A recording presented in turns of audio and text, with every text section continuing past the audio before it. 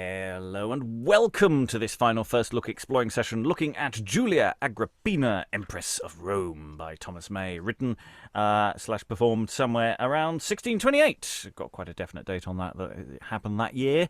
And so far we've generally been going along with this. We have, you know, questions, thoughts, some bits have gripped more than others, but generally this is shaped really quite nicely, and we're quite interested in how history is going to play out. Most of it's pretty well based on history. A couple of bits where we have been questioning precise details, but I wouldn't be surprised if some of those details turn out to actually be weirdly true. So I'm curious. That's saying more for a future exploration. We're still very much at this stage just trying to figure out how it flows and just figure out what's going on here. There are a preponderance of names, but as people die, those number of names decrease. So reading today, Nero and Petronius is. I'm Sarah Blake. I am virtually here. Reading Locusta, Pollio and Poppaea is. Hi, I'm Lynn. I'm virtually here too, coming to you from the northwestern United States. Not having a monopoly on all the characters named P. Reading Pallas is. Ronald from Northamptonshire in the sunny English Midlands. Reading Burrhus, Servant and Seleucus is. Lois in overcast London. Reading Octavia, Vitellius and Anicetus is. Rachel in Canada.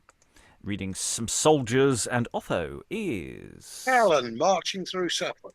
And reading Agrippina, Montanus and Agerinus is. Aliki sitting pretty in Athens.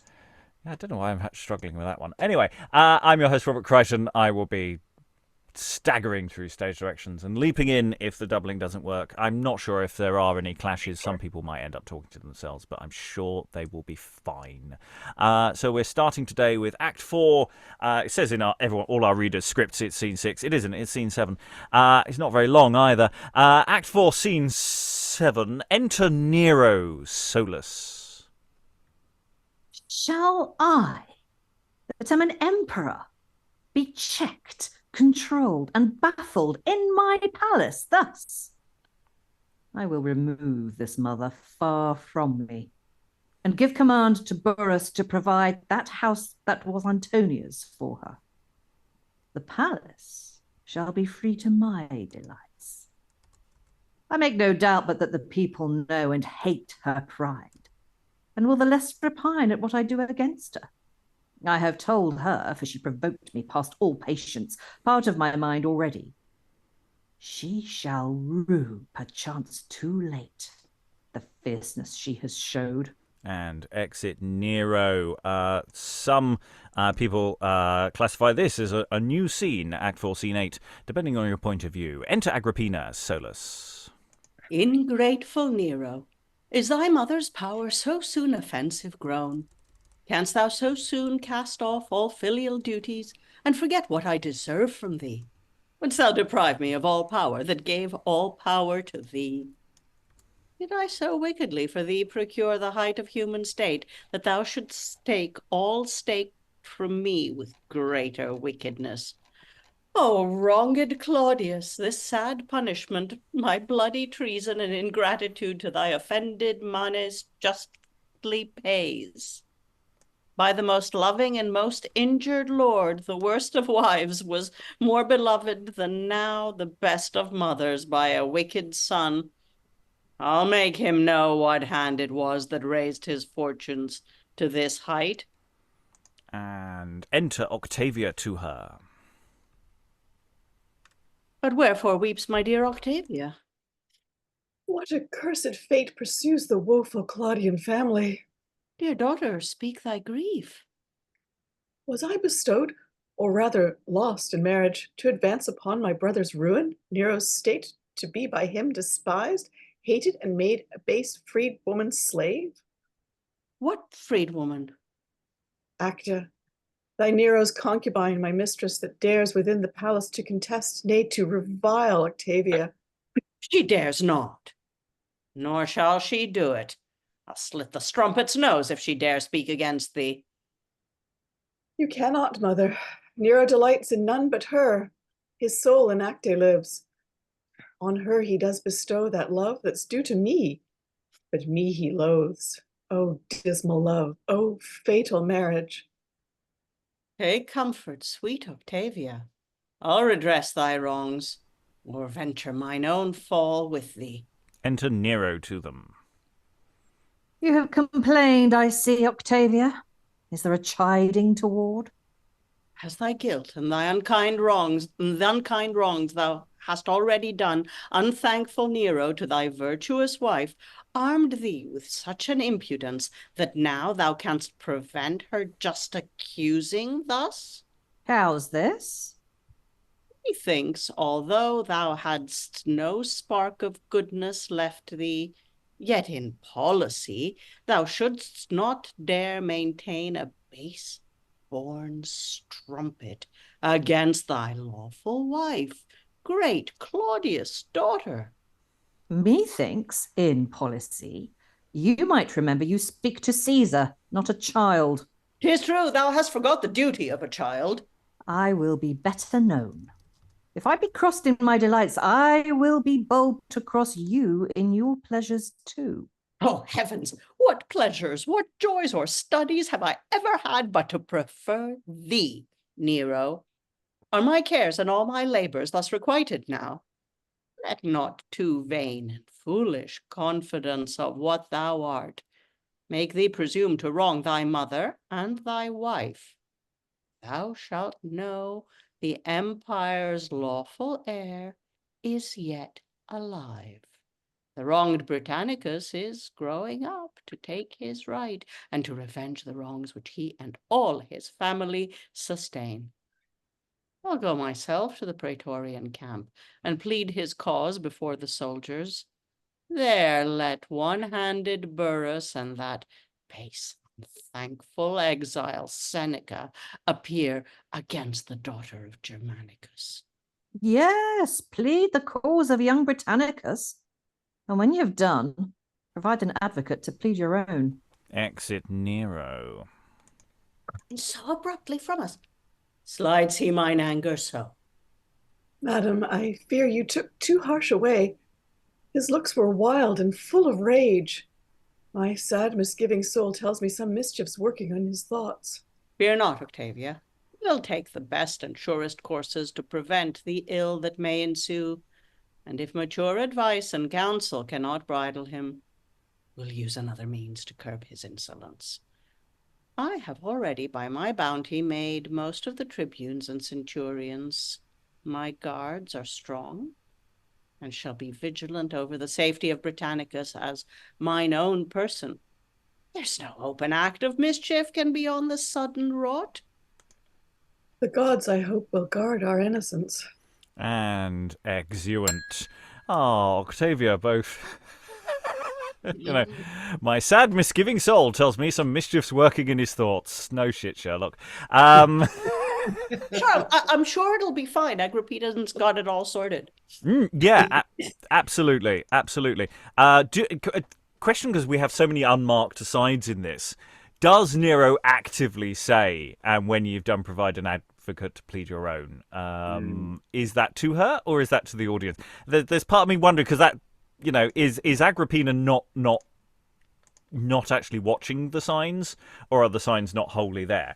It's an interesting. I just a thought. I hit me there for a moment. Alan, I don't think Agrippina is actually aware of anything other than herself. She's basically so up her own ideas that anything going on around her, she's just ignoring. Yeah, she's not quite. She was a much more observant person earlier in the play. Is she less so now? I'll go to Donald, then Sarah.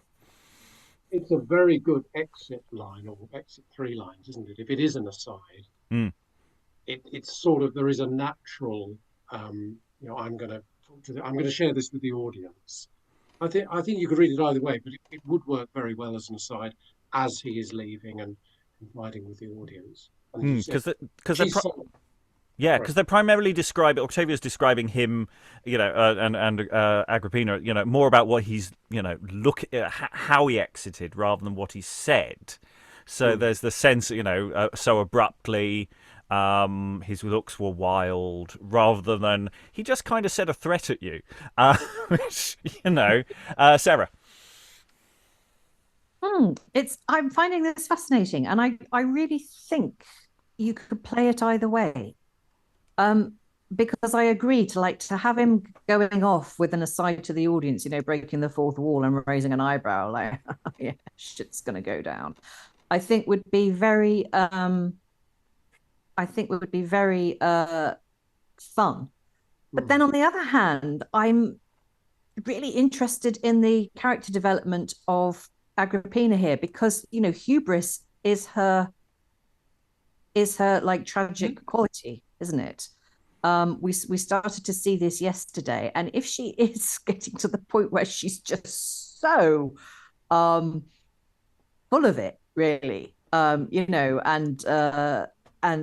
just so convinced herself that she is actually, this all-powerful queen, when in fact she's nothing more than the emperor's mother. That could actually, that could be also quite a fun way to play this. I guess it depends on what happens in terms of how it all kind of, I know basically what's going to happen, but I don't know how it's going to happen. So it's like, I guess it depends. But I think, but both interpretations are fun in their own way, and quite enjoyable. Donald.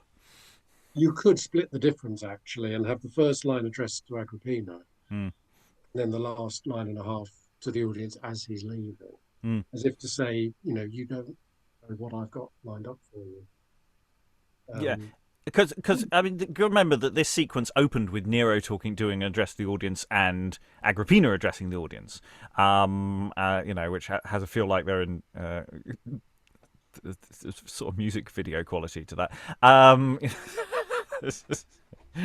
going to give my beef. And then we get this little sequence with Octavia, and what's really interesting about that is they are both behind the curve.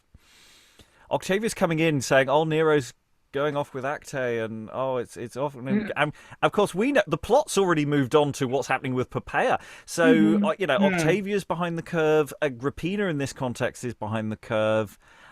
Things are moving on beyond them, and that sense of Agrippina's grip is actually slipping, comes out of, and that's actually quite a clever little thing. I quite liked that little detail, because we haven't really engaged with Octavia in this play very much. I mean, we barely have.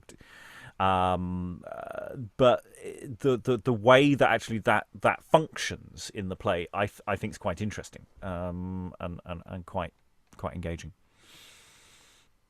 Because I did also wonder, did Octavia leave, and then she says some more stuff later on. So and so you have a scene where someone is basically a submissive figure during that moment, and then and it's basically, it's not like Nero comes in and says, "Hello, how are you?" She's cut out completely from that scene. So yeah, any other thoughts? I feel we're sort of back in the zone, aren't we? We've got back into the plot a bit. We've got another short scene before we finish the act. Act 4 scene. It's probably down in your script as 7, but it's scene 9 in most breakdowns. Enter Nero once again alone.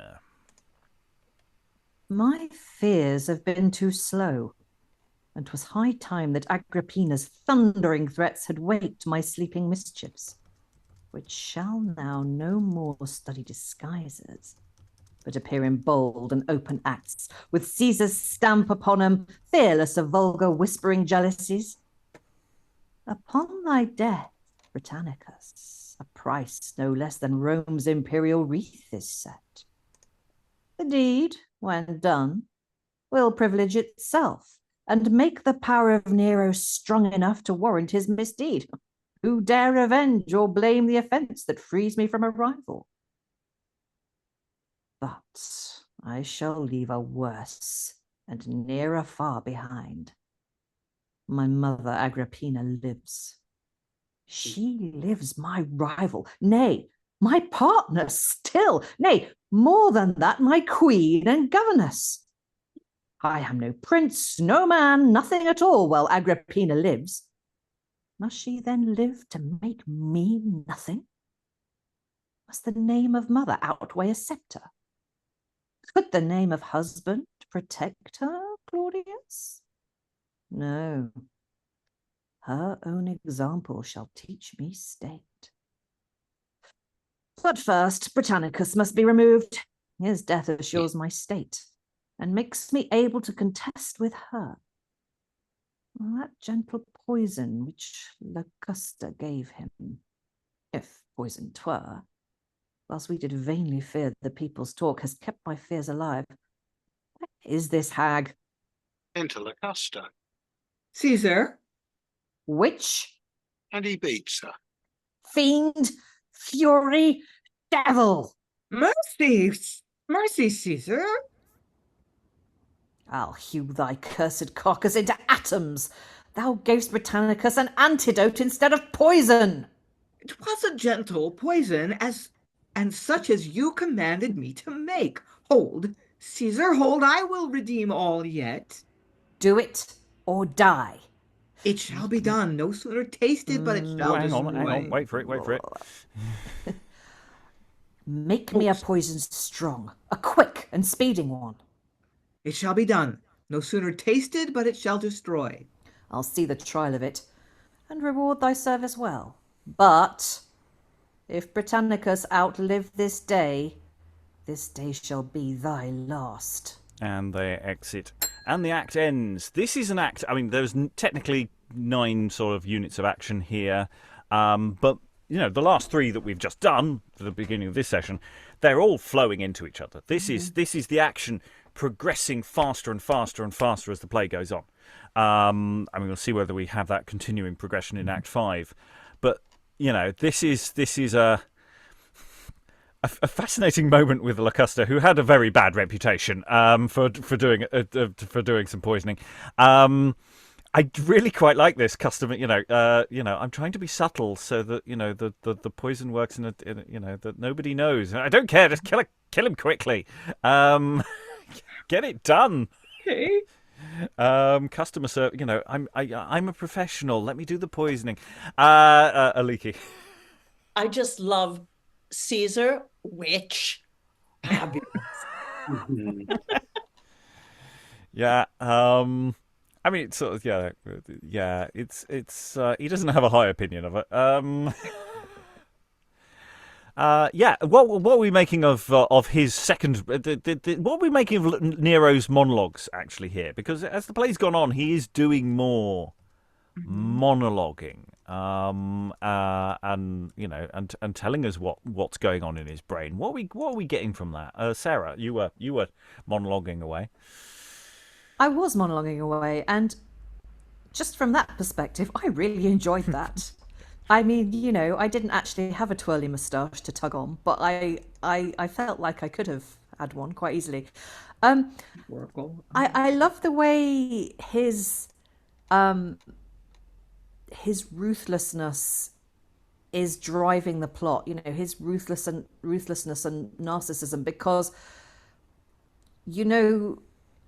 Agrippina's was driving it for the longest time, and now it's like, we've got this fairly despicable person who's doing things to gain power, and then along comes another person who's even more ruthless and despicable, or possibly not, but just has more power behind him.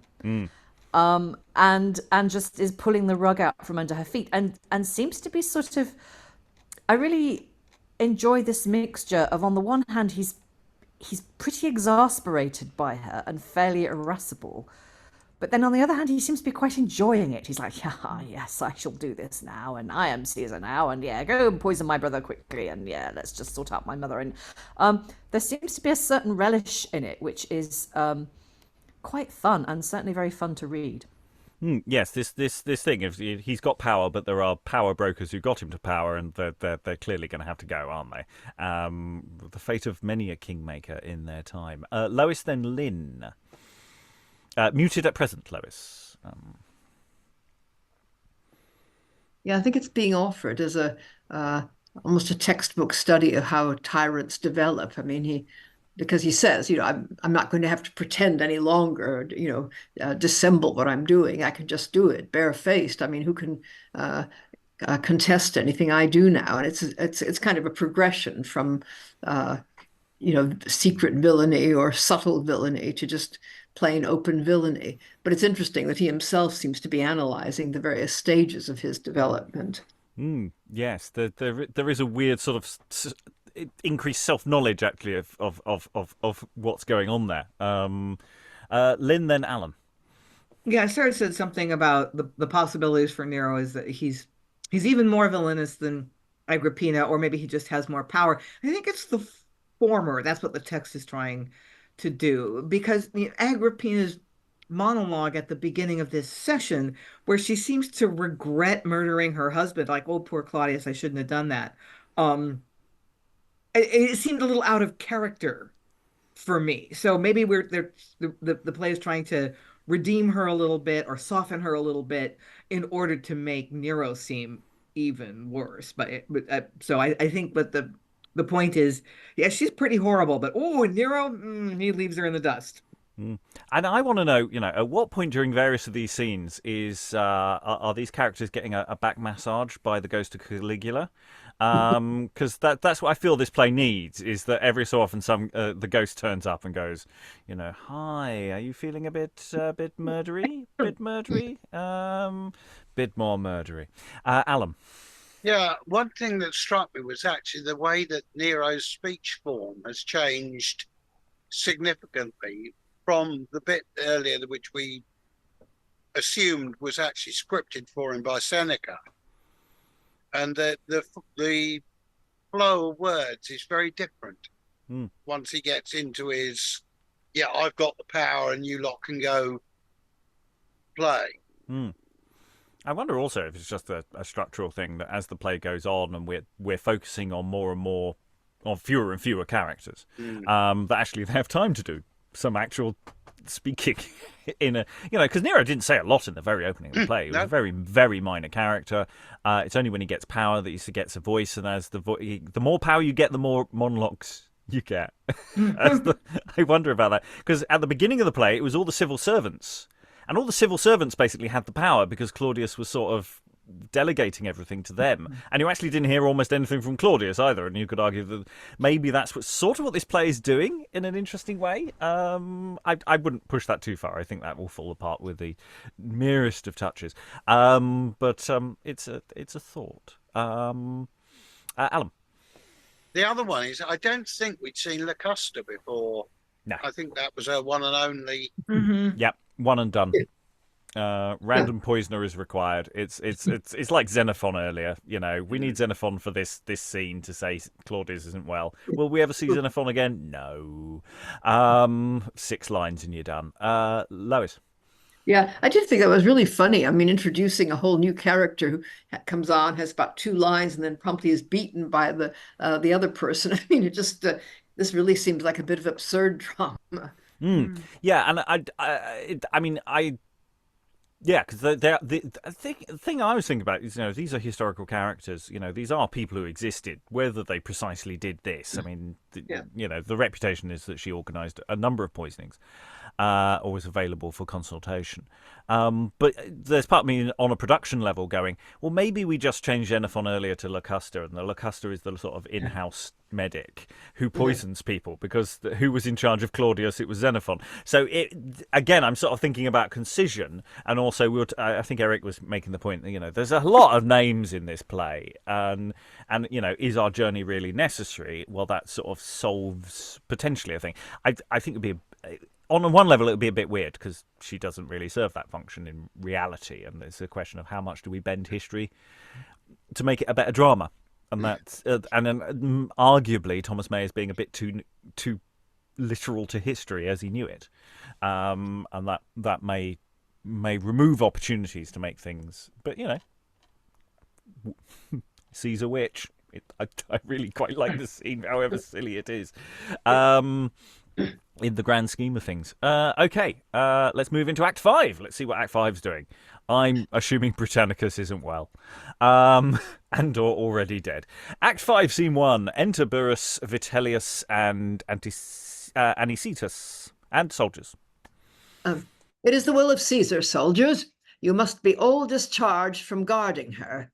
But you shall have allowance, and thus much I'll promise for your comforts. You shall be the next that are ascribed into the list of the Praetorian camp. Thanks, noble Pallas.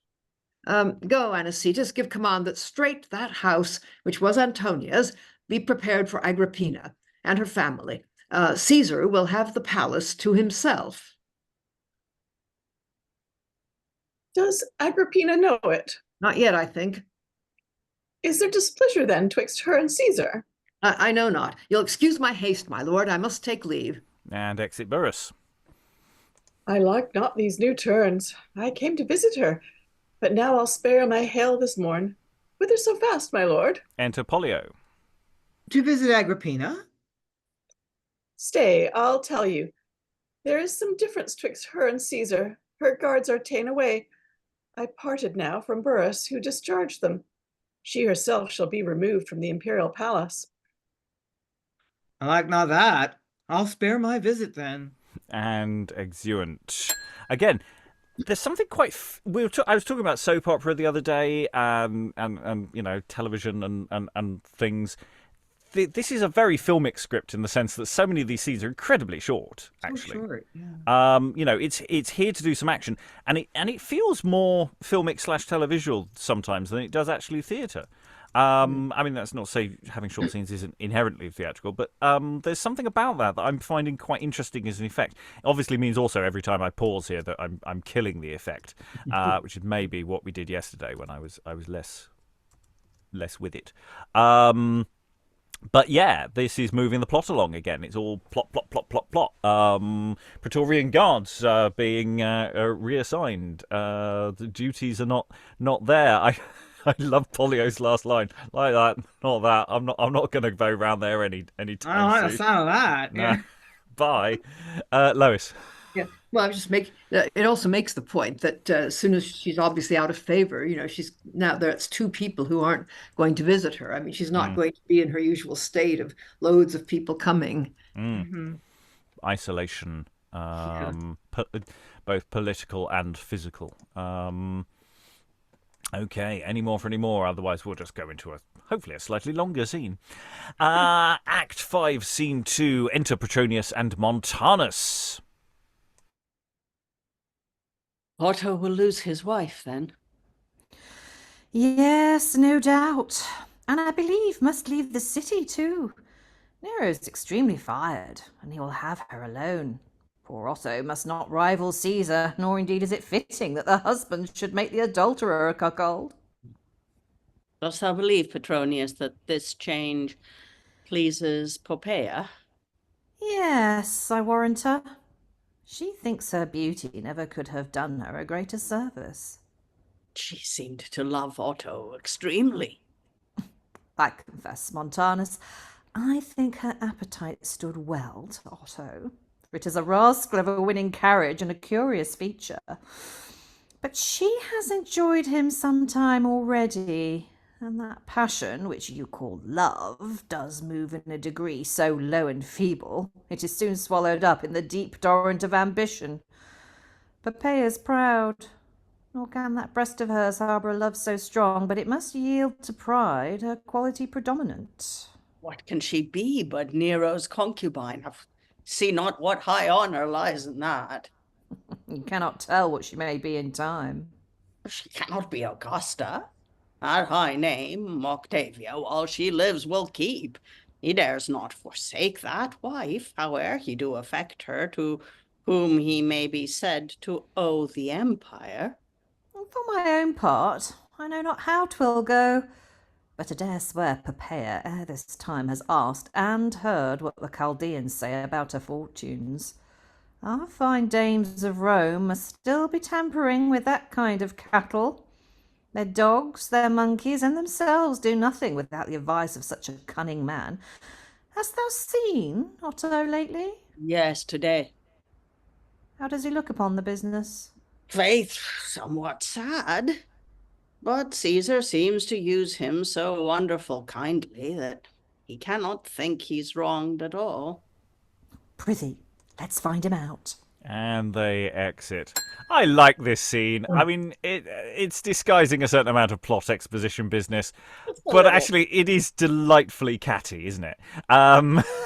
It really is just going. I mean, Petronius's lines, and I'm suspecting Lois might have better clues on this. I'm suspecting some of this is straight from his own writing, because it feels like it has a certain a certain source element to it there. This thing that which you call love, yes, yes, you can call it love if you like. Lynn. I mean, yeah, it's catty, and that's enjoyable. But it's really interesting to me that the author wants to take a little time here, take a little, a little side journey from the political narrative to explain Poppaea's motivations. I think that's really, like, we don't need to know that. I mean, I was wondering about that last time. How does she actually feel in this telling of this story, about what's about to happen to her? And here these characters explain it. Well, yeah, she was pretty hot for Otto, but ambition supersedes passion, and she's going to go with it. I don't really know what to make of that, but it's very interesting to me that that May felt the need to explain Poppaea's motivations. Yeah, I think there's something really interesting about the balance in this play, because actually the play is actually interested in broadly speaking everyone. It really is interested in the whole court scene. This isn't the tragedy of Julia Agrippina. It may be formally, because it's not going to end well for her. But actually, she doesn't have any more stage time than anybody else, really, in this play. Yeah. It's a very balanced play about the court and the shift in the court, and when somebody dies, somebody else pops up again, who we haven't really heard much from. And actually, to a degree, that sort of belies the whole thing about, well, maybe we can concise it down and trim some of the characters, when in fact, arguably, that's the point of the play, actually. And that actually the problem with the play is probably the title giving us the wrong idea of what we're being delivered here as a cultural product, and that maybe we need to think about that actually in terms of how we sell this text as something that you watch or whatever. Aliki. Yeah, I think I was reminded with the scene where the two decided not to visit Agrippina. I was reminded of the character of the mistress, the king's mistress, I've forgotten her name, in the tragedy of Richard III. Had very much the same thing. People were courting her, and then as soon as the king changed and she fell from grace, we had a series of people going, no, I don't know her, don't want anything to do with her. Do I know you, madam? And that too was about the way that the court changed as a king became a tyrant. Yes. So, yes, that's the Jane Shore narrative that turns up in True Tragedy, but also to a degree turns up in Edward IV as well, parts 1 and 2. I think that's a very good analogy. Lynn, then Lois. Yeah, I mean, I think everything Aliki said is true, but I think the reason that there was so much stage time devoted to Jane Shore is the audience was really interested in her as a character. There were ballads about her and stuff like that, so she was just sort of on everybody's mind. I wonder if the same was true to some extent of Poppaea, that she was just a character in this narrative that people were interested in, or maybe not so much. Maybe this is the impetus behind. I was talking about Agrippina, who obviously is not innocent the way Jane Shore was, but oh, yeah, that's an interesting comparison indeed. Lois. Muted at present. The Agrippina situation reminded me rather more of the episode in Sejanus, where that letter from Tiberius is read out, and everybody is kind of flattering Sejanus and getting close to him at the beginning. And then as the letter goes on, it becomes apparent that Tiberius is essentially throwing him under the bus. Everybody moves away, and gradually, he's left completely isolated. I think probably May had just been reading a lot of Tacitus and, getting this sense from Tacitus himself, who does a lot of this kind of analyzing of public behavior and the various characters in this thing. Something I find rather odd is that bit where Montanus says that Otho can't possibly think he's wrong because Nero is being so nice to him. I mean, is he an idiot? I'm not sure how much of an idiot Montanus is, because I know I've met him before, but I have no real sense of who he is. So yeah. I mean, he could be. He could be being sarcastic. I mean, who knows? Yeah. It's such a cynical scene, I thought. So I will give him the benefit of the doubt of at least 2 brain cells to rub together. True, because it could be a bit like, again, I was thinking of Women Beware Women, where you get Leontio made the captain of a fort, just as the Duke is taking his wife away from him. And it's a bit the same idea, the wronged husband is being placated, supposedly. Yes, you can't complain. It's all gone terribly well for you. Look at this real estate deal. Yeah. I'm sure May's read Sejanus. I can't believe he hasn't. I'm sure if we look deeper, we'll find explicit lines we could probably say came from it. But I'm sure it's there. Okay, let's go further in. Act 5, Scene 3. There aren't many scenes left. So let's see where we go. Enter Pallas Solus. No longer steward of the imperial house, our greatest benefits so soon forgot by wicked princes. 'Tis and ever was the fate of courts. Monarchs unjustly hate acknowledgement. What power, what honour now does Nero hold but what he owes to me, my merit, nay, my wickedness? To him did increase the merit. This heart has bled the more for my ingratitude to my best master Claudius. His sad wrongs another now revenges. O Narcissus, perchance the conquest that I got o'er thee when we two strove about the successor to Claudius Caesar will hereafter prove more fatal to the conqueror than him that lost the day. Thou in Campania didst happily, though hunted to thy death by us, and carried to thy grave the honour of aiding the just side. Enter Agrippina to him. O royal empress, I fear our care to raise unthankful Nero will prove at last our own destruction.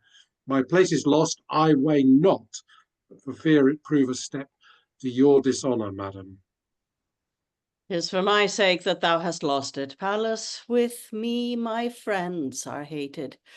Oh, sad fate that follows impious actions. Well, perchance and happily might I have lived, wrong Britannicus had reigned. Oh, would the loss of this unworthy life yet could procure that injured prince his due.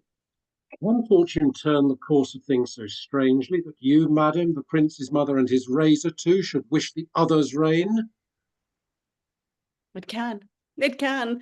This is the power and justice of the gods, that when we think ourselves most safe in ill, can frustrate all our confidence, and make that power which seemed to be our prop, to be our only cause of ruin. We are children. Vice makes us children. Like to them, we cry for knives to hurt ourselves with, and the gods to punish us oft grant what we desire. And horse brought in, Octavia following. What doleful noise is this? Ay me, I fear. Oh, dismal day. Oh, wretched family. Fly back, bright Phoebus, to the eastern shore, or hide thy head. Thou hast at Rome beheld a feast more black than e'er my Mycenae saw. Ah, dearest brother, sweet Britannicus. Britannicus? Murdered Britannicus, poisoned at Nero's table. Break my heart, the greatest woe that could befall is come. Oh, sorry. break my heart. The greatest woe that could befall is come. Forgive me, gentle soul. 'Twas I that gave that viper life and rule to ruin thee. Thou needst not curse me. The impiety of him that killed thee will revenge thy death.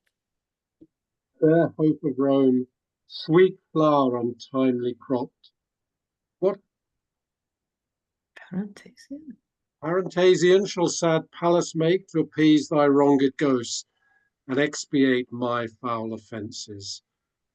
To the king and queen of sable night I'll build 2 grassy altars, and yearly there, if any years at all I have to live, with sad libations invoke the manes of Britannicus. Thou from the groves of fair Elysium, forever wail, forever honoured prince, deign to accept my humble sacrifice. Or if those rites be too mean for thee, perchance the genius of afflicted Rome shall weep hereafter o'er thy grave, and wail the untimely death of her Britannicus. Gentle to thee let earth and water prove. Exit Octavia. This woeful murder of Britannicus bodes ill to me, and my presaging soul is filled with ghastly fears. Oh, Pallas, Pallas, this is the entrance into parricide, and but the prologue to a mother's death. Would I could speak to your distress and fears a true and real comfort, such a one as might not flatter your estate and make you weaker than before, by taking from you all study of prevention. Enter servant. Caesar, madam, is come to visit you. Pallas, farewell. Enter Nero. What, weeping, madam? What unworthy cause dares force a tear from great Augusta's eye while Nero lives? If it be my brother's death that caused this... Oh, if it be my brother's death that caused this sorrow, I could join in tears, had not that tragedy already robbed mine eyes of moisture. This hypocrisy makes me... This is an aside. This hypocrisy makes me less trust his nature than before. The gods have robbed me of one comfort now, the fellowship of sweet Britannicus, that all my piety may be confined to you, dear mother. You contain alone within a parent's sacred name all styles of kindred now, all bonds of pious love. Fear not a change in me. I do not, Caesar.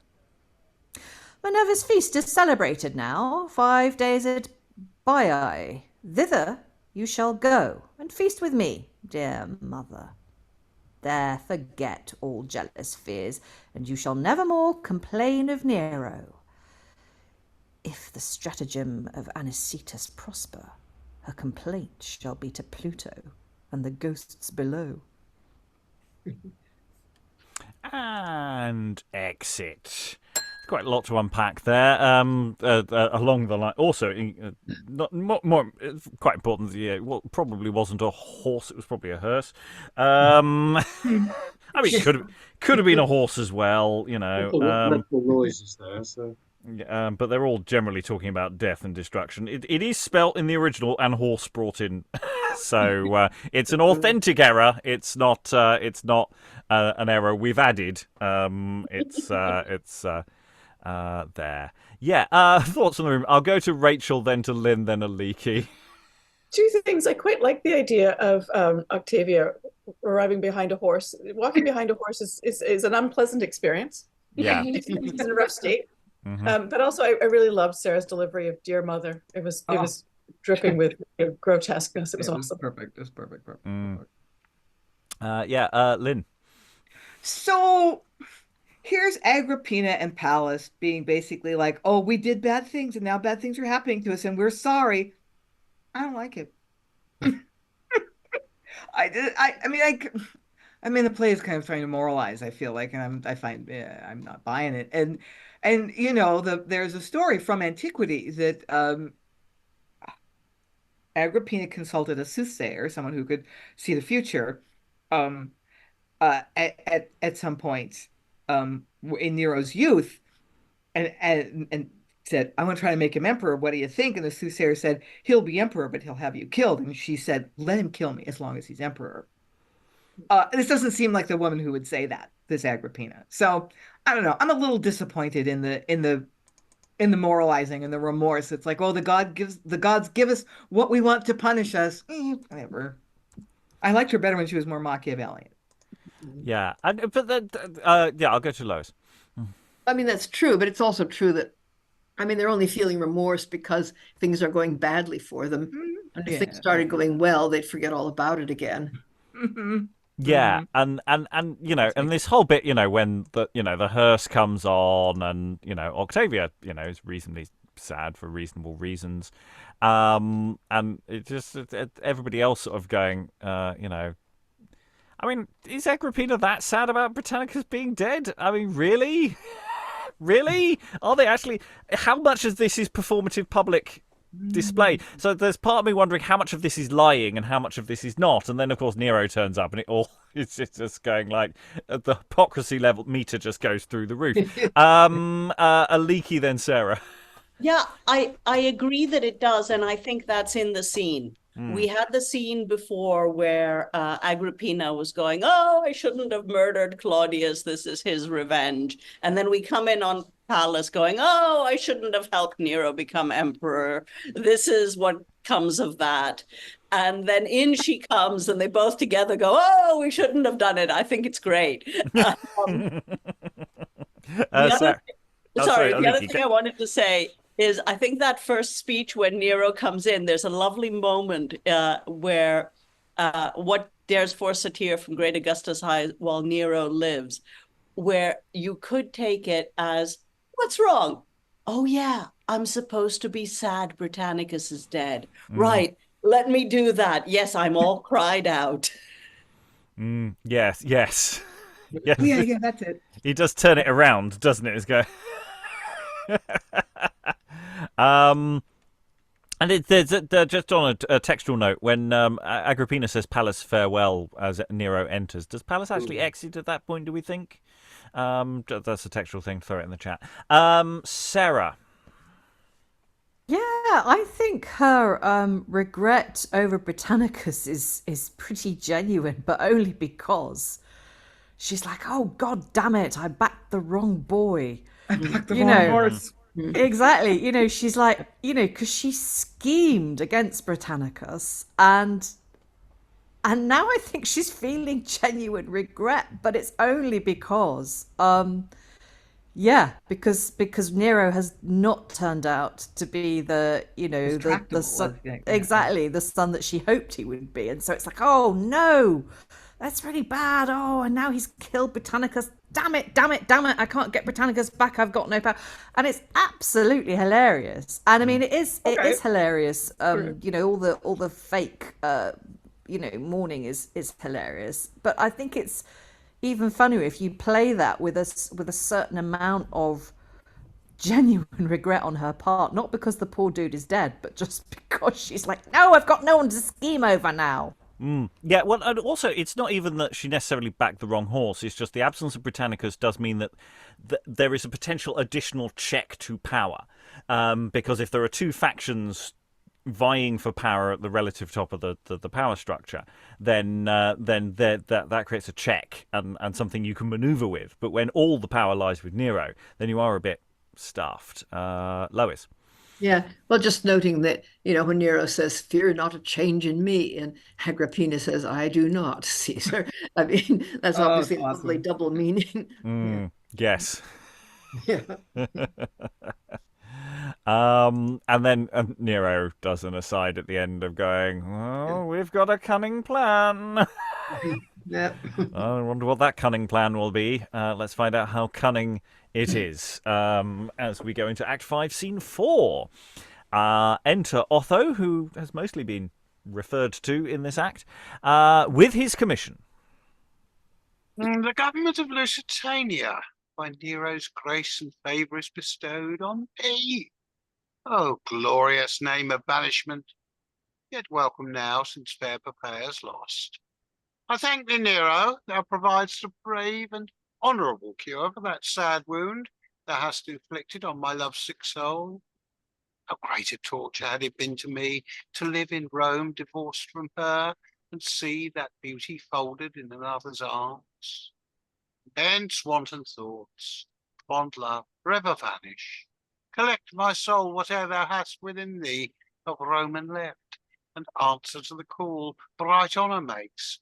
Some favourable god, pitying the lusts and riots of a youth, so much might misled, has sent this seeming loss to wake me from so base a lethargy. Employed in foreign action, I shall live, free from the infectious vices of the court, and far from seeing the abhorred effects of future tyranny, which needs must break from Nero's vicious nature. At my birth, the augurs promised high and glorious hopes. This is the way to bring them. Spain shall find another Otho then was sent from Rome. Poppaea promised here to meet and take her last leave of me. Why should I again renew my passion by the sight of her? But 'tis but one poor look, and so farewell. Enter Seleucus. Hail, Marcus Otho, Emperor of Rome, Caesar that shall be. Ha! It is thy fate which shall not be prevented. Tell me, father, if your predictions ever have been true, shall I behold Poppaea's face again when I have left the city? Nevermore. Exit Seleucus. Never. A heavy doom yet I, in lieu of her, shall gain the empire of the world. Juno will heal the wounds that Venus gives. Enter Poppaea. See, there she comes, her beauty waxes still, or else the sad conceit of nevermore, seeing that face, makes it appear more fair. How dull the edge of honour grows already. Here could I stay, and like the Trojan prince, locked in fair Diodes' arms, forget forever the Italian land and all my future fame.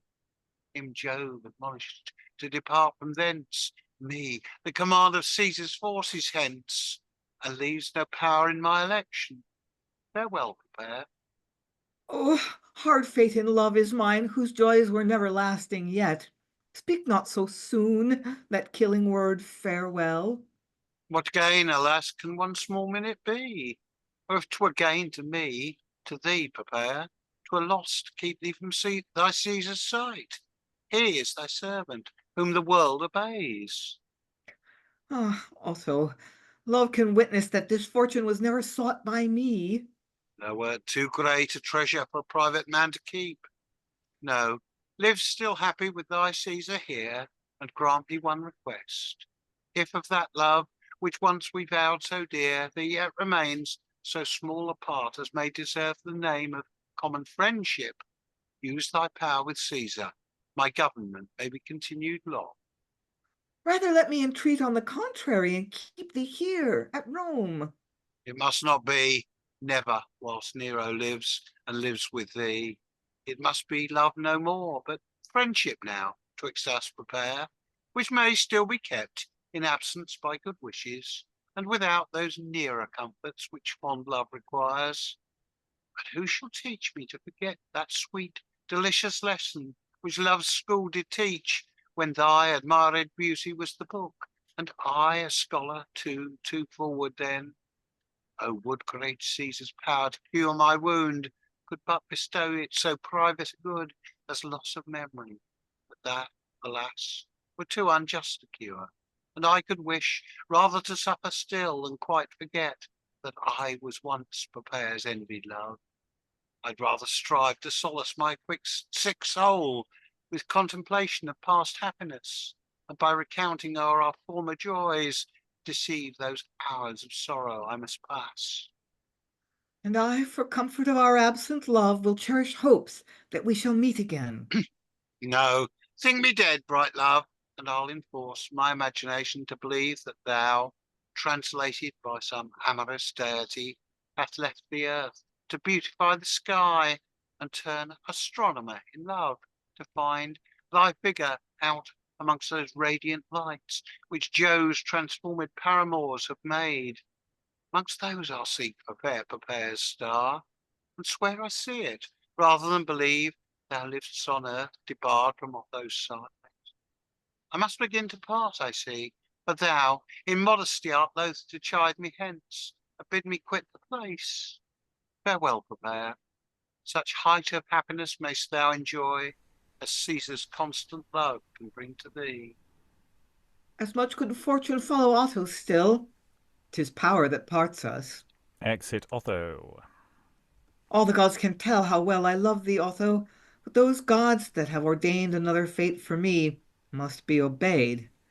Yet Nero must be wrought with cunning to my ends, or else my fortune is low and poor, my title naught at all. 'Tis not the love of Caesar, but the honor that the high title which attends his love that is Poppaea's aim. Octavia debars me yet from that, and Agrippina is fierce, and keeps her son in pupilage. Enter Nero. Now, fair Poppaea, thou art mine alone. Otho's removed, embrace the happy change that fortune brings thee. Thou hast found instead of him a Caesar, who besides his state has brought a heart as true to thee and love as strong and fervent as poor Otho's was.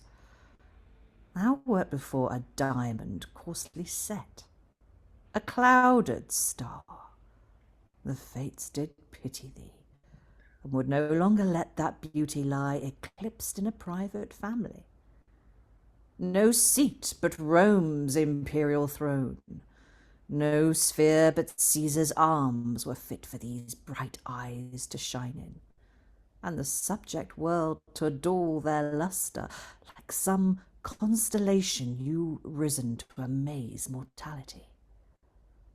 Not Rome alone, but all the farthest shores that Peleus' silver-footed wife e'er knew shall call Poppaea mistress. Those are honors, Caesar, too high, too great for me to hope. To hope, my love? They are thine own already. Caesar, thou knowest it cannot be, and I, that might have lived content with Otho's love, are there enjoined the honored name, and there enjoyed the honored name of wife, must in the palace find a baser style. Thou wrong'st my power, Poppaea, if thou think I cannot give the highest style to thee. And if thou think I mean it not, thou wrong'st my truest love. Octavia is alive. No love of thine can bear Augusta's state, but only she. She shall soon be removed, to make a room for fair Poppaea's honour, nor will the Senate dare to grumble at it. Though all were silent else, fierce Agrippina would in that act control thee, and think me too mean for Caesar's wife. Though I am sprung, for may I speak a truth that Rome can witness, from noble and triumphant ancestors. There, love, thou strikest upon a truest string. That Agrippina was my greatest fear, though now she is not. For I'll tell it thee, if Anicetus' stratagem have taken, ere this she wanders on the Stygian shore. Weary I was of her imperious pride, and feared her cruel plots. How that succeeds is now my greatest expectation, nor do I live till Anicetus come and bring my safety in that woman's death. But we're going to pause before Anicetus literally comes in, having been cued by the onstage action, because I think there's a few things we should unpack in this unit of action before we move on to that other thing. I mean, they keep talking about there's a cunning plan. Has anyone actually outlined the cunning plan? I mean, it's fine. You don't need no spoilers. So let's not spoil everyone for what the cunning plan is. We'll find out what it is in just a few seconds. But yeah, they just keep going. There's a cunning plan, and it's just that's all you get. But we get this really interesting little back and forth here. We get Otho again getting a lengthy bit of love sadness, and then this very brief moment when the augur comes in and goes, "You will be emperor," and she will she will marry him, and does that and just immediately disappears again. And it's like, I really hadn't quite twigged that's what his job was in the play. And I don't know why I hadn't twigged that earlier. I'm sure there were things. Lois. Yeah, it's funny. I'd been wondering whether Otho was the Emperor Otho. There's a Vitellius in the play too, and I think he must be the future Emperor Vitellius. Yes, we're approaching the distant shores of the year of the four emperors, of which two of which seem to be in this play. I don't know where the other two are, but they don't appear to be present. But it's curious with Otho because he is given quite a lot of time, and I think this must have been the romantic lead in the company that everybody adored. I mean, some incredibly good-looking actor who they just wanted to see doing love speeches.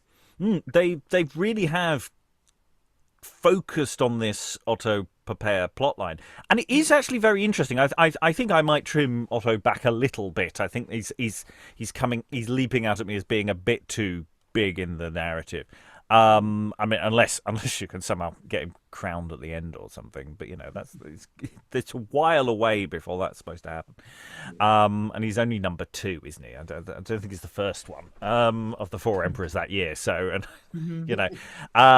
there are 4, so that gives you an idea of how well that year goes for him. Yeah, the guy tells him you'll be emperor, but he doesn't say there will also be 3 other guys who will be emperor in that year. So. Yeah, and you want to be number 4. Number 2 Think you is miss it.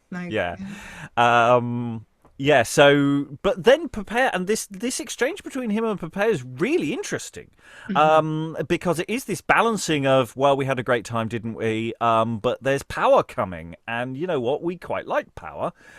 Isn't that interesting? Sarah?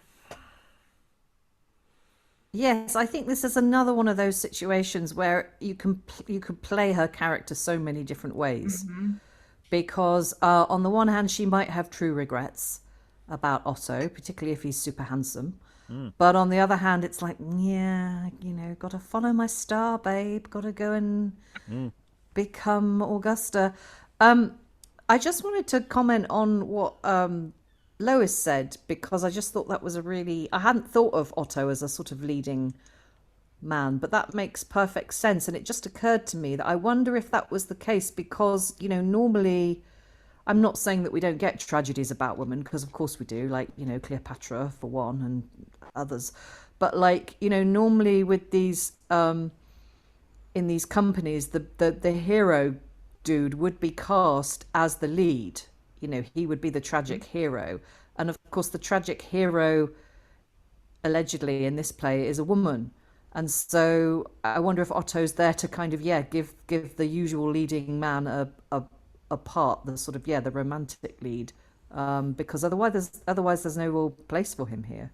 Well, the thing is, he appears a big part in the logic of that scene, but overall in the play, I don't think he has necessarily that much more time than everybody else. So again, it is that sense of, yes, he may be doing that function, but again, it's also this really are engaging with this whole question of power and how everyone fits together in that power struggle. So there's something really interesting there. Lois, then Aliki, then Lynn, then Aliki, then Lois. Yeah. Okay. Yeah. Otto as the matinee idol. That's perfect. The historical Otto was 7 years Poppaea's junior. So I had sort of a teenage crush on an older woman that never really went away. That's one way you could play that. I find this conversation between Poppaea and Nero really interesting because it makes her a sense so overdetermined, because she could easily just have said, I'm not really all that into being the emperor's mistress. I'd rather be with Otto, but oh well, que sera, sera. And then he comes on and says, I'm going to make you empress. And she'd be like, oh, good. But it's something that they both seem to want. So, Alan said something in the chat about there is sort of a fascination with Poppaea, that her villa at Pompeii is a very popular tourist site. And so maybe the audience and May himself is sort of fascinated with her character, because I think we're seeing further into her than the plot of the play requires. So it's a really interesting role to play. So many different ways you could play it. Very subtle layers. Aliki, and then Lois. So, in defense of Lois's suggestion, I think he doesn't have all that much stage time, but he has the most poetical love speech. He really does, and he gets to go on and on about the stars and stuff in a way that normally you get from a young hero who's about to go off to war or die or something like that. So I like that. I also think that scene between Nero and Poppaea suggests a Nero who, at this stage at least, can't do without some significant woman in his life. And it's only when there's a Poppaea to take the place of his mother that he can go on plotting to kill his mother. Yeah. And it's that interesting question, because I do think that that Poppaea and Otho, they are presented as a love match on some level, and certainly there's desire between them that's going on there. It is that thing of had it sort of run its course, or is it just power and wealth, and also there's a sort of threat when Nero says oh, I can get rid of Octavia. Because of course we don't quite know what that means, in practical terms. I don't think it does actually mean death here. But you never know with these guys what that means, and of course, is that an offer you wish to take up? Because if they can be removed, and she's got a lot of reasons why it's hard to get rid of Octavia. A lot of really good reasons why you don't want to get rid of Octavia. So, what does Poppaea's future look like on that level? Lois?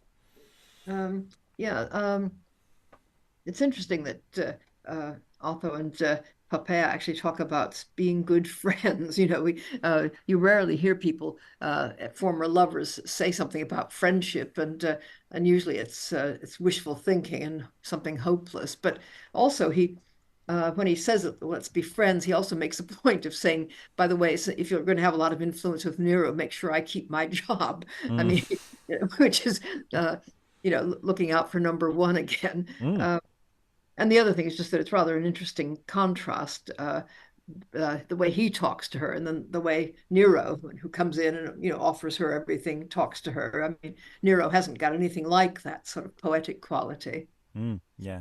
And just one thing before we move on to the rest of the scene, because we are paused mid-scene. We're about to find out what's happened to Agrippina, or what the cunning plan was.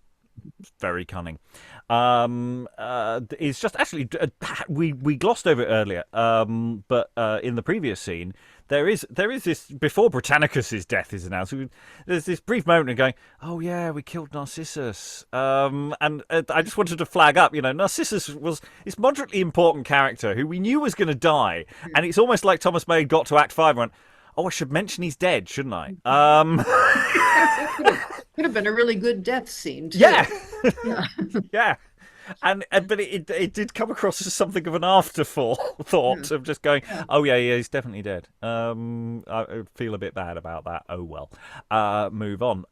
So it's just interesting. So few people die on stage in this play. So many deaths, so little stage time for it. But deaths are, to be fair, quite messy, and you do have to get the body off. Maybe everyone had a bad back. So, we're mid-scene. Let's continue. There's news of the woman's death. Enter Anicetus. See, Anicetus is returned. Speak, man. What is my fate? Thou carriest in thy voice the life and death of Caesar. Your command was done, great Caesar, but your mother escaped. Escaped? How could it be? But you are false, and all conspired together to betray my life in saving hers. How could she escape? We chose the night to act it in, but night proved not so black as night. The stars gave light, no wind at all blew as we launched forth down the galley Agrippina lay. And at her feet lay Acerronia, with joy discoursing of your courtesy and favor lately showed her. But when I the watchword gave, the covering of the place loaden with lead fell down, and pressed to death her servant Gallus. But when the other part, by fortune stronger, broke not, nor the vessel was loosed asunder, All being in a maze, the rowers straightway thought it best to weigh the galley at one side and sink her so. There Acerronia, floating in the waves, feigning herself to be the empress, cried, "Help, help!" The prince, his mother. But the rowers, with poles and oars, straight killed her as she swam. But Agrippina, in silence caused by policy or fear, swam to the bank, having received but one wound, and there, succored by the little barks, through Lucrine lake, to her own house was carried at last. Oh, I am lost and dead. I shall be straight surprised and killed. She'll arm her slaves and stir the soldiers up. Or to the Senate house complain and show the wound she has received and tell the story there. What shall I do? Advise me, my Poppaea? Anicetus, but yet advise me nothing but her death. No other course is safe. Nero must die if Agrippina live. Call Burrhus to me. Send forth the soldiers to dispatch her straight. It is no action for a soldier's hand, nor will the camp, for brave Germanicus, her father's sake, be drawn to butcher her. Let Anicetus finish the exploit he has begun. It must be so.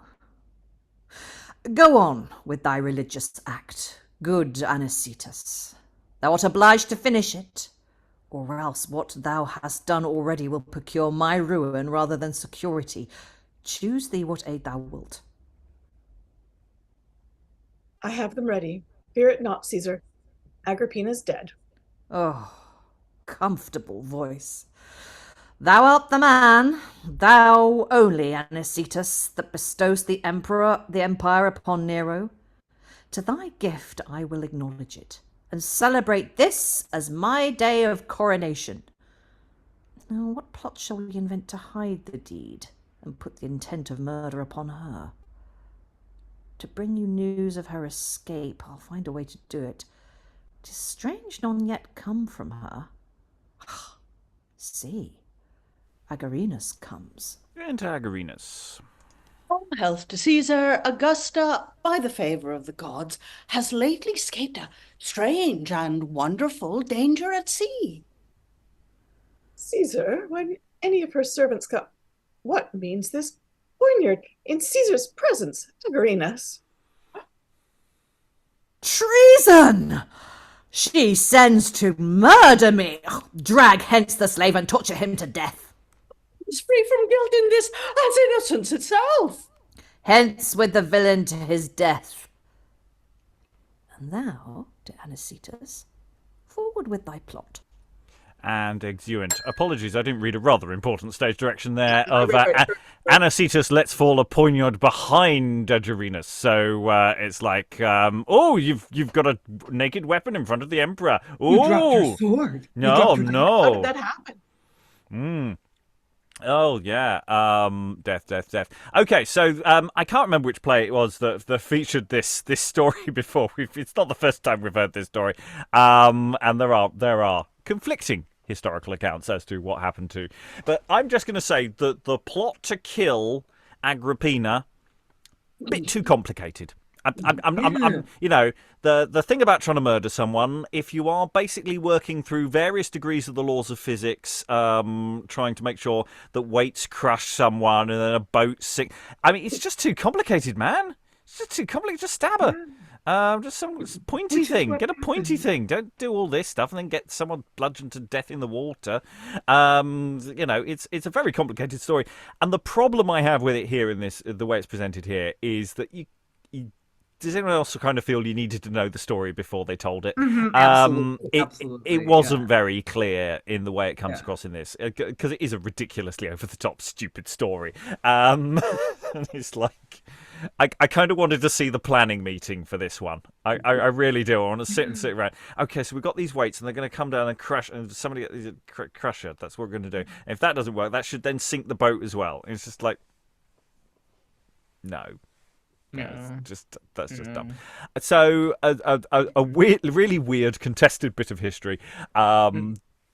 not brilliantly brought across. Some work needs to be done there. Otherwise, I quite enjoyed this scene. Lois. Yeah, just too many new names as well coming in here. I mean, the name of her maid, and although that's an interesting idea that she thinks she'll be saved by saying save the empress, whereas in fact they were paid to kill the empress, so she gets killed. But still, I mean, there's that, and there are a couple of other names thrown in. I don't know. It's again a case, obviously, for conflating characters. Yeah, or in this case, I kind of feel that we need a spectacular theatre moment to make this little bit work to show some of it. Lynn. Yeah, this is a little problematic. It's just hard to manage because I mean they're a great story. My guess is it probably didn't happen, but the story is that Nero wanted to make it look like an accident, so he had the ceiling of her bedchamber rigged and it collapsed but didn't kill her, and he made this special boat that was built to sink, but she knew how to swim. Who knew? Yeah. And then he just like gives up. Oh, I'll just have her stabbed. I don't think those things really happened, but the stories were current and lots of people knew them. But like trying to relate them, and the text is obviously trying to do that in the most economic way possible. If you don't know those anecdotes already, you can't follow it. So do you leave it out? Do you try to rewrite the monologue? This is a crux. This is a tough moment. Or you set it up a bit better earlier on, that you add Do you have a few little do you have like a hints. video in the background that somebody was talking about last time? I just love a PowerPoint presentation where someone tries to explain. So it's rigged and it's going to do that, and it's just. Yeah. I'll go to Aliki. I think you could probably just cut almost all of Anicetus's speech and have Agerinus come in going, your mother's, whatever the first one. Anicetus say, it didn't work, sir. And then Agerinus comes in, your mother has just escaped death by drowning, and it would work fine. Yeah. Just trim it back a bit, and yeah. Yeah. Okay. Well, and I mean, history also is not wholly. There are different variations on how she actually then dies. Because remember, she's not dead yet. So let's see which one this play does. So Act 5, Scene 5. Enter Agrippina, brought in by Nestor and Seleucus. She sits.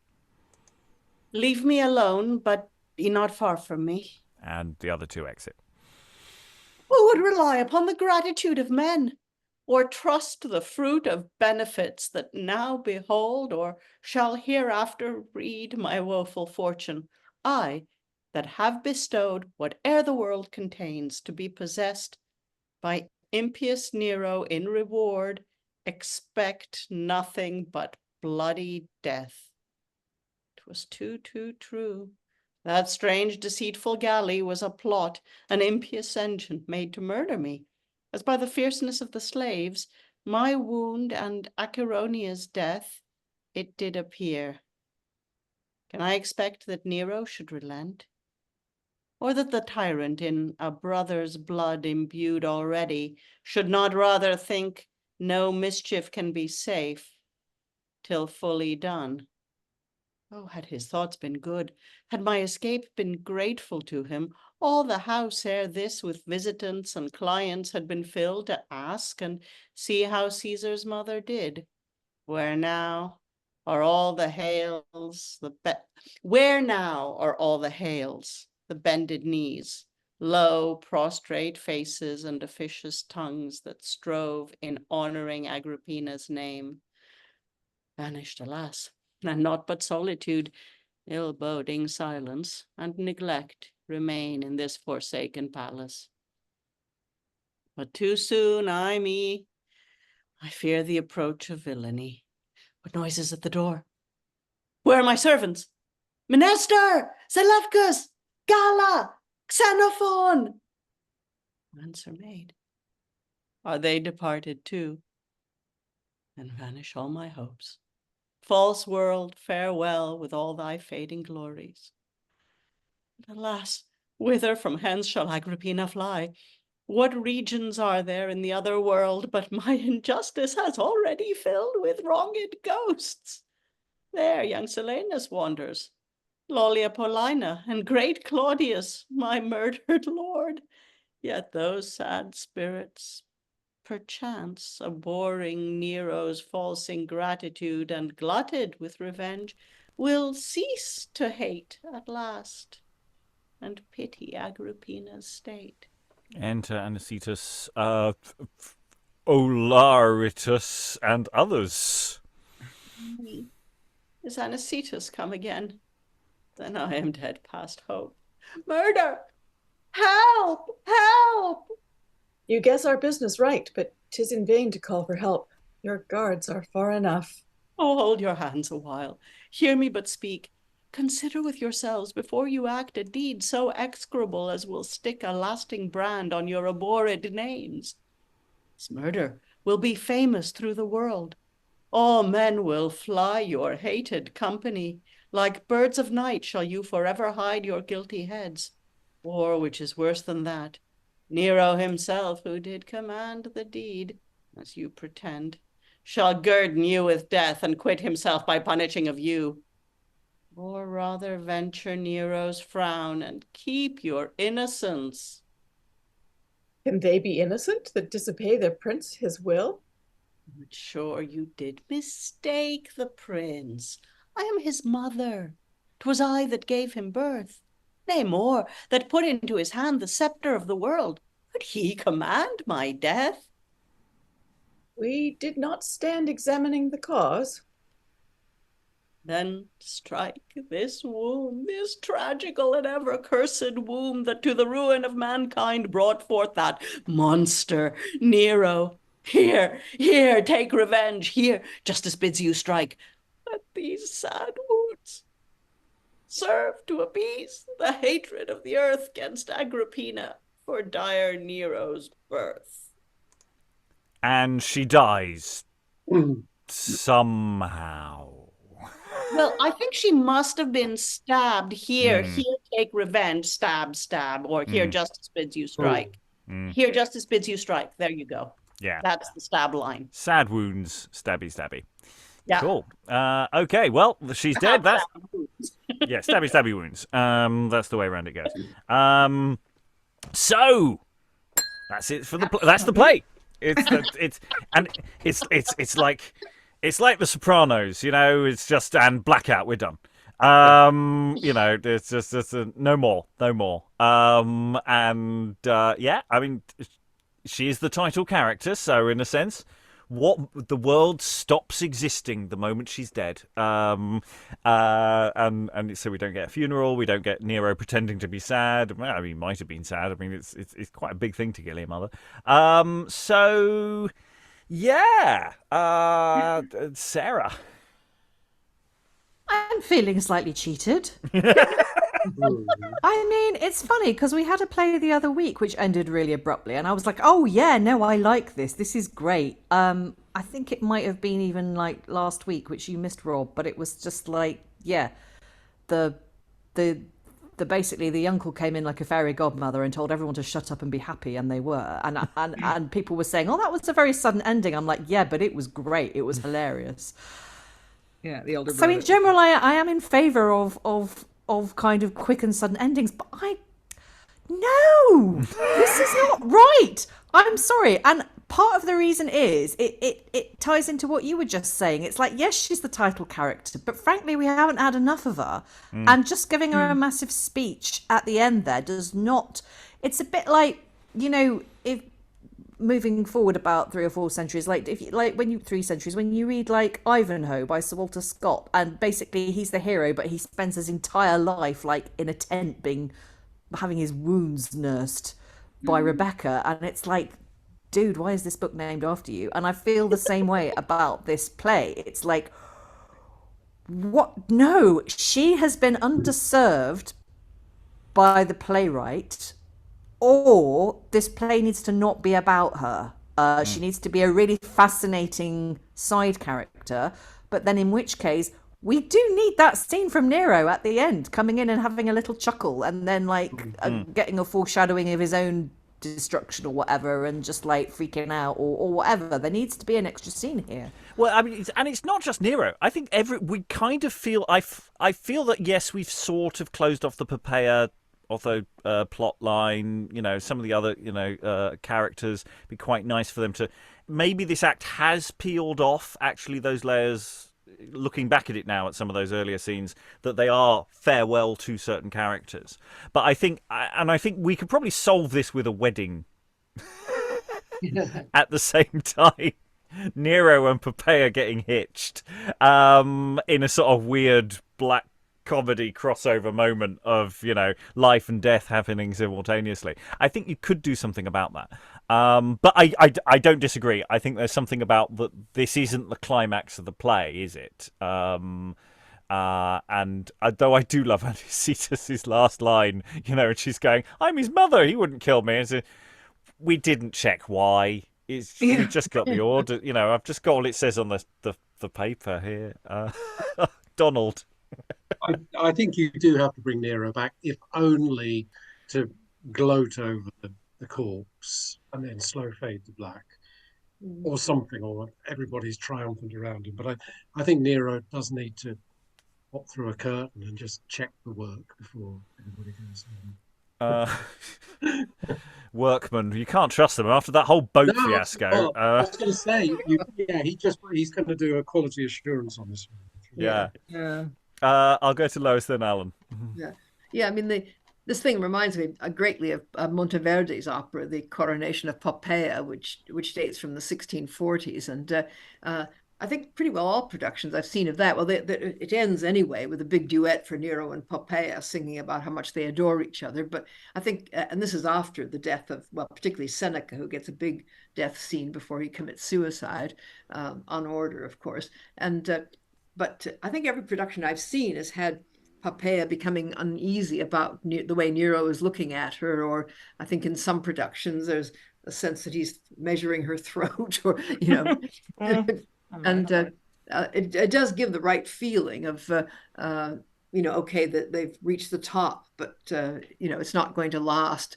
As far as I can see, just about every character in this play is going to come to a bad end.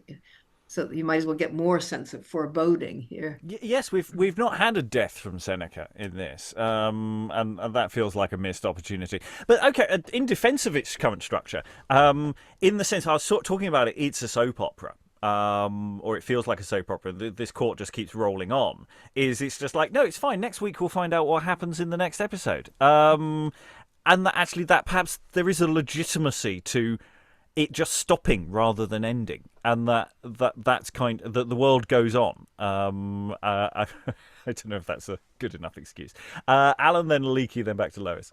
I must admit, I found that ending rather more satisfactory than we get with many of the plays that we do, where there do seem to be afterwards or epilogues or final sequences tying the knots up. Whereas my feeling is it ends, she dies, snap blackout, and probably 10 seconds of absolute quiet before the audience reacts. Yeah, I mean, it's in performance, it might actually be quite effective. I'm not saying it feels quite right, but it could work. Aliki. So I agree it could work in performance, but I also think we've left the beginning of the framing device lying open, and those two are still lurking around. All you need to do is have Agrippina go and join them and say again, Nero himself, who did command the deed as you pretend, shall guerdon you with death and quit himself by punishing of you, or something like that. Oh, I like bringing in the supernatural element. I think that's a very good idea. And yeah, that this is just this never-ending loop of revenge and slaughter. And and we can bring in the four emperors, and we could. There is a whole tableau dumb show we could do at the end here that would do a lot of work. I think the unsatisfactory thing is also that it's this death scene aria from Agrippina, who hasn't really done this level of business earlier in the play. I think it's something weirdly excessive. It's almost like there's too much of it, actually, rather than too little, or too little of other things. Lois. And the I don't know, the victim pleading with the murderers is pretty much of a cliche. There are a couple of other possible endings. I was thinking at the end of Racine's Britannicus is Burrhus saying after he hears the report of the death of Britannicus, please God, this may be the last of his, that is Nero's, crimes. And of course, it's a great final line because everybody knows it won't be the last of his crimes. Not by a long shot. It's also kind of interesting that Agrippina, after committing so many crimes in the course of the play, ends up by saying that what she's really being punished for is giving birth to Nero. And that, it's putting the emphasis in a different direction. And so it does, again, seem to suggest that you sort of need to see Nero at the end. Yeah, I mean, I quite like the way the scene plays out at the end, because yes, it's the pleading with the murderers not to kill you, but actually the murderers really aren't to get you. Normally in an early modern play, they come and oh, please don't murder me, and oh, I feel sorry for having to kill you now. They don't care. It's just like, yeah, I've got a timetable. I've got to put this on my time. My supervisor's looking. Can we get on with it now? So there's something actually quite nicely brutal about that, which actually we don't have as often as we might. Okay, well, we're into final thoughts then, I think. Many of us have been here for the whole week. Some have the odd gap. I am, despite, I do have some reservations about that ending. And I definitely was. I think I was just in a bad mood yesterday. I had a bit of a downer on the middle of the play. Actually, on the whole, no, I'm generally back to where I was in the first session. I'm generally looking at this, going, no, this has a lot of legs to it. I mean, there are questions about how you stage it. I'm leaning against doing too much conflation. I think there are a few characters we could conflate, but actually, I kind of feel, oh no, we do need a cast of thousands to do this play a certain kind of justice, and to get that soap opera quality. And yeah, I am. I don't have an absolute answer. I think bringing the ghosts back at the end, bringing the ghost and the Furies back at the end is not a bad move. I think that's a really nice way of looking at it. I see tableau, I see additional stuff with Nero and Poppaea, and just the sense that this whole murder game, the churn of history taking these people down, is something there. And I think this is open to a lot of different ways of working. You could bring it down to a much smaller cast. You could expand it. You could treat it as a soap opera. I think you could televise it in a really cheap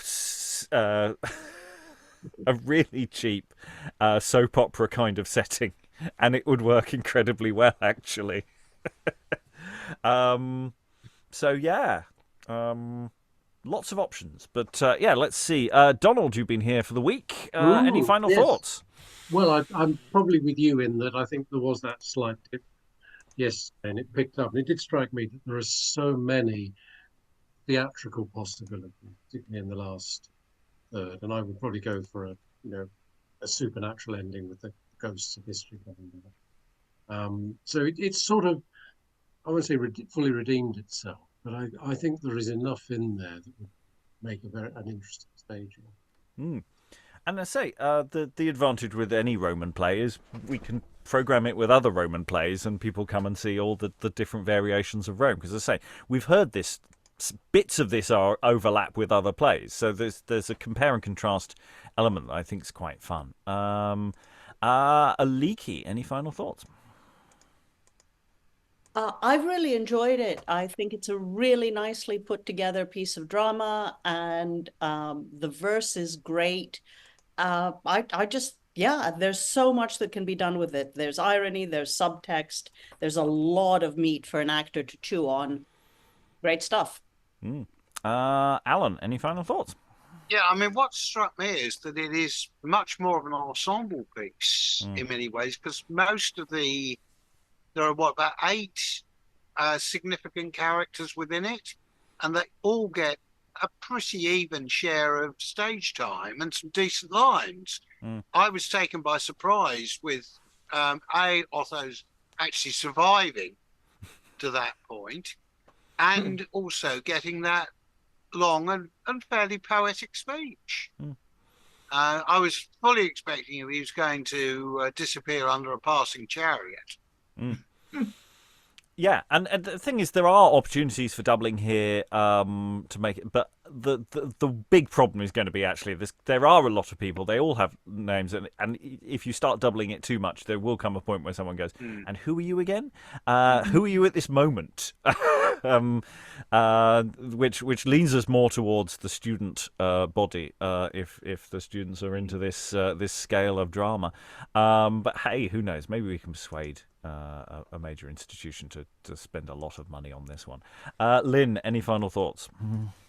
Yeah, I really want to see this, or at least hear this beginning to end, to sort of get a better sense of the shape of it, because it does seem to have a little bit of a weird shape, for lack of a weird structure. Like, we were all into it on the first day.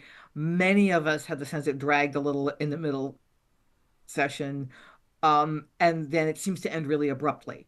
So if we weren't stopping and starting, we played it beginning to end, maybe even without a break in the middle with the traditional interval, just to see how it flows and how the pacing of it works when it's played as a whole, to kind of get a sense where we need to tweak it, where it needs to speed up, where it needs to slow down, to give it a kind of a more satisfying overall feel.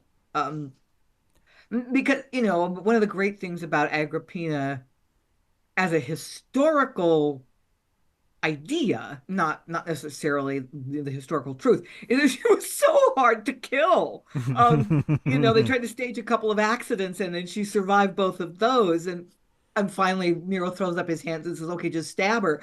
And we basically lose that. You can't really stage that. So we can just throw that out the window, so that this abruptness doesn't seem quite so abrupt. My curiosity about this is really about how the overall sort of pacing of it, and the ups and downs of the overall well-wrought urn thing is going on. But like, at any given moment, I really enjoy what's going on. Like, the verse is great. It's like I said on the first session, clear without being pedestrian, and fairly easy to read. The syntax isn't especially difficult to parse. There's a lot to like about it, but like, how does it work as a whole? That's my question. It's going to be hard to do because there are so many parts. Yes, it's quite difficult for us to field the number of parts, but I think if we went with extreme doubling, we could do it actually.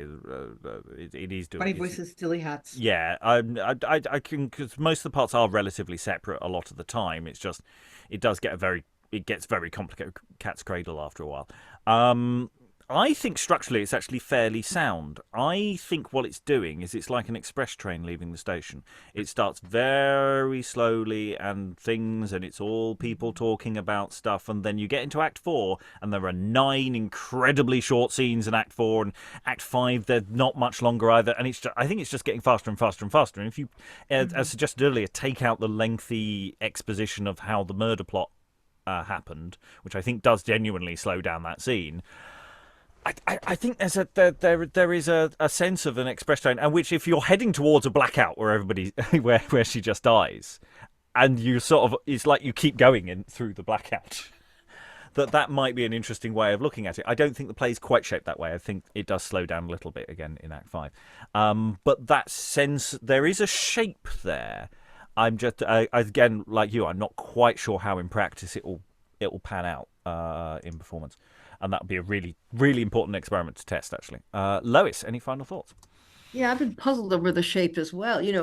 I'm pretty sure it was a school or university play, and that would be one reason why it's such a large cast, some very small parts for the younger kids and so on.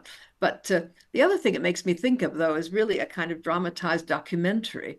I mean, May clearly knows the history of this period quite well, and he's conveying it. And I wonder if it were done almost like a radio documentary, with quick fire action, and we have just enough action and characterization to get that particular historical episode clear in our heads, and then we move on to the next bit and so on. I don't know, something like that, possibly with, just bits of music punctuating the scenes. There's something about this. It seems to need punch, punch, punch. Yeah. Rachel, any final thoughts? I'm a little hampered by having abysmal knowledge of non-existent knowledge of Roman history, but also having missed the middle. But the beginning and end, I really enjoyed the pacing of and the poetry. It's good. Yeah. Sarah, any final thoughts? Yes, I mean, I was feeling very put out about the end until Aliki came up with her genius thought about using the ghosts, and then I was happy. Honestly, I was like, "Oh yeah, that's a great idea," because I had actually forgotten about them.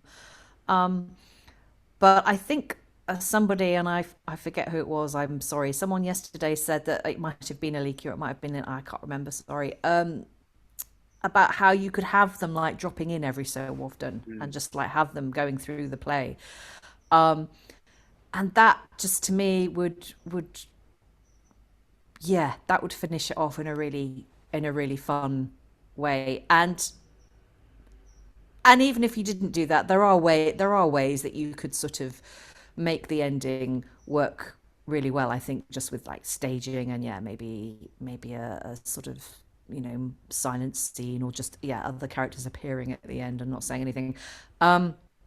Overall, I've really enjoyed it, and I think, I mean, yes, there perhaps was a little bit of a lull yesterday, but I do think sometimes we're at a slight disadvantage with these first looks, because they are first looks, because we don't know the full structure till we finish the play, and we don't know quite what the momentum shifts are, because we don't know where the play is going. And with hindsight, I can't help but feel that actually that middle section wouldn't drag, now that I know what I know.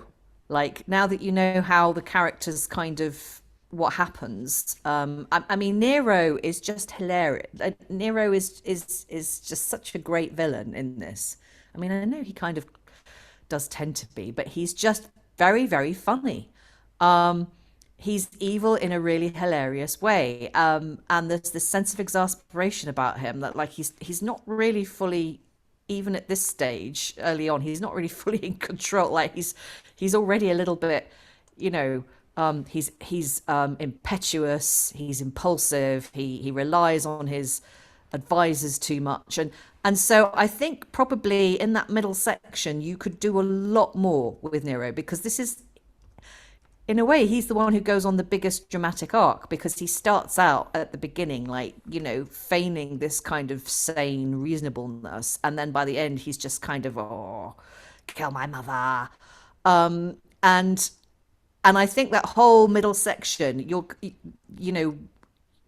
if you were the actor playing Nero, but also if you're the characters sort of working around him, you could actually do an awful lot to kind of bring that out earlier in the text. It might not actually be obviously there, but it kind of is there. The structure of the play, it has to be there. And so you could actually make that middle section a whole lot more fun and compelling than it perhaps read in a first look.